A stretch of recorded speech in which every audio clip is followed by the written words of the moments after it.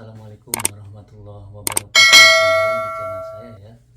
Untuk kalian-kalian yang sedang menonton video ini, saya doakan agar kalian semua diberi kesehatan, kelancaran, terus dimudahkan rezekinya ya. Amin ya Allah ya Rabbal Alamin. Oke teman-teman, kali ini saya akan mereview bagaimana sih Bang caranya untuk bisa bekerja di Korea. Jadi saya akan mereview berdasarkan pengalaman saya sendiri dan juga sesuai situs yang tertera di BP2MI. Jadi kalian yang belum tahu situs BP2MI, BP2MI itu adalah suatu lembaga yang mana untuk menaungi calon tenaga kerja yang akan bekerja di luar negeri. Nah, itu kalian bisa lihat aja situsnya itu. Di sana terpampang bagaimana kalian mau bekerja ke Korea, Jepang, dan sebagainya. Kali ini saya akan mereview bagaimana untuk bisa bekerja di Korea. Jadi syarat-syaratnya ya yang harus kalian tahu. Itu yang pertama, masalah usia. Masalah usia itu Korea dibatasi juga ya.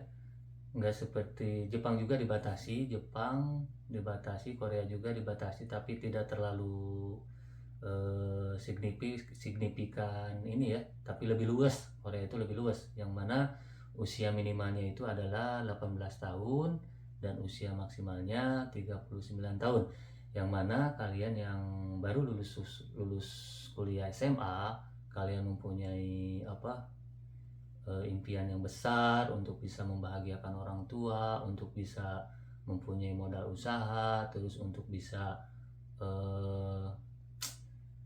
mengembangkan bisnisnya ataupun ingin membanggakan orang tua, kalian bisa ya untuk bisa bekerja di Korea menjadikan salah satu syarat, menjadi salah satu tujuan untuk mewujudkan impian kalian tersebut. Nah, dalam usia ini 18 tahun itu sangat mudah sekali ya. Malahan saya itu dulu berangkat kerja ke Korea itu umur 23 tahun ya. Tapi yang kalian harus ketahui, dalam usia 18 tahun kalian itu harus siapkan ya mental kalian, fisik kalian, karena bekerja di Korea itu tidak seindah apa yang dibayangkan, apa yang kalian lihat di story teman-teman kalian. Yang penting kalian mental kalian kuatkan, fisik kalian kuatkan, oke? Terus yang kedua itu adalah masalah pendidikan. Masalah pendidikan ini, Korea itu ada yang bilang bahwa Korea harus berpendidikan minimal SMA. Itu tidak ya. Pendidikan minimal untuk bisa bekerja di Korea itu adalah SMP. Jadi kalian-kalian yang lulusan SMP jangan berkecil hati, karena lulusan SMP bisa bekerja di Korea asalkan kalian punya niat dan tekad yang tinggi ya untuk bisa bekerja di Korea. Nah, terus yang ketiga itu kalian tidak buta warna. Kalian tidak buta warna karena apa? Kalau misalkan kalian buta warna terus mau daftar ke Korea, itu hal yang sangat sia-sia. Karena apa? Untuk pendaftaran ujian itu memerlukan tes buta warna dari pihak puskesmas ataupun pihak rumah sakit.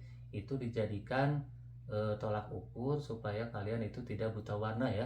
Nah, jadi kalian kalau misalkan buta warna parsial ataupun yang lainnya, diharapkan ya untuk mengurungkan niat tersebut, karena akan menjadi hal yang sangat sia-sia untuk melanjutkan niat kalian bekerja di Korea. Terus yang keempat itu adalah tidak mempunyai penyakit berat. Seperti apa? TBC, sifilis, terus HIV juga. Karena apa? Kalau misalkan kalian punya penyakit ini, seleksi untuk bisa bekerja di Korea itu sangat ketat.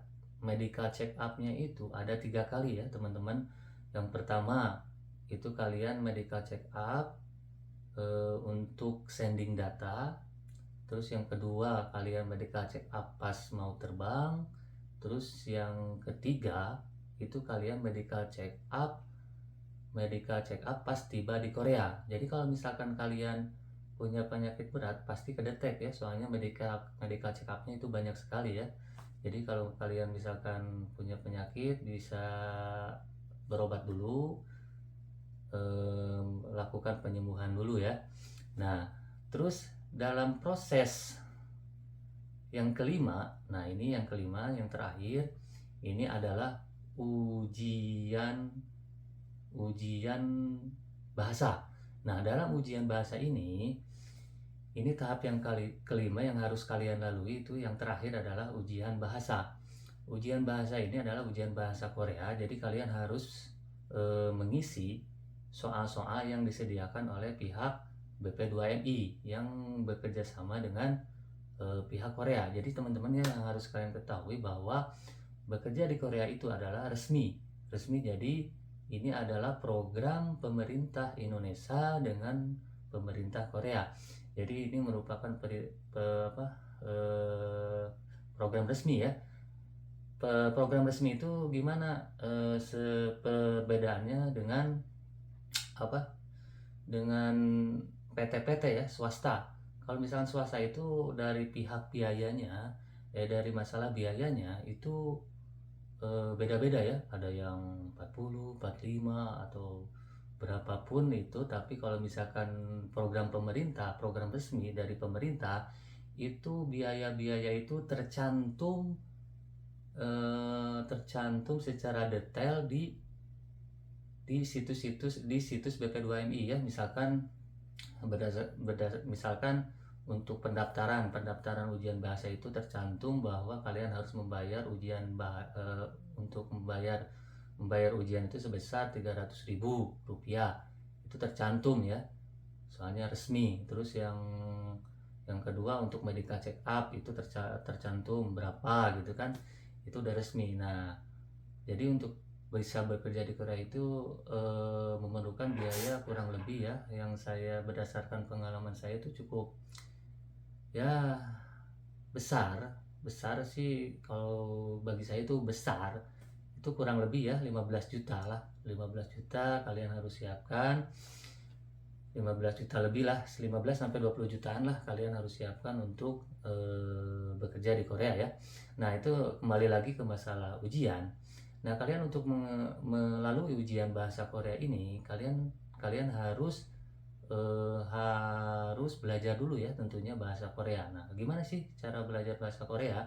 Ini ada yang dua cara. Kalian bisa memilih untuk ngikut di lembaga-lembaga bahasa Korea. Terus yang kedua, kalian bisa mandiri ya. Kalau misalkan orangnya rajin, terus mau belajar, tekadnya tinggi, itu bisa mandiri. Terus Bang, gimana sih bahan-bahannya untuk bisa belajar mandiri? Untuk belajar mandiri, kalian bisa langsung masuk ke situs BP2MI. Nah, di sana kalian cari modul-modul untuk modul bahan untuk ujian bahasa Korea. Kalian bisa searching aja langsung, bisa cari-cari di situs BP2MI tersebut. Nah, untuk memilih untuk belajar di lembaga bahasa, kalian tidak perlu takut. Itu sudah disediakan ya bahan-bahan materi-materi belajar yang harus kalian pelajari ya. Udah disiapkan, jadi kalian tidak perlu bimbang ya. Kalian akan dibimbing bagaimana supaya kalian bisa lulus ujian bahasa Korea. Nah, untuk selanjutnya bahasan-bahasan ini untuk syarat bekerja ke Korea itu sangat banyak ya berdasarkan pengalaman. Tapi di video kali ini saya cukupkan sekian, dan untuk yang keduanya saya akan sharing lagi atau review lagi bagaimana setelah kalian lulus bahasa Korea ya. Lulus bahasa Korea, apa tahapan selanjutnya, nanti saya sharing lagi ya. Untuk teman-teman yang sudah menonton video saya ucapkan terima kasih banyak. Wassalamualaikum warahmatullahi wabarakatuh.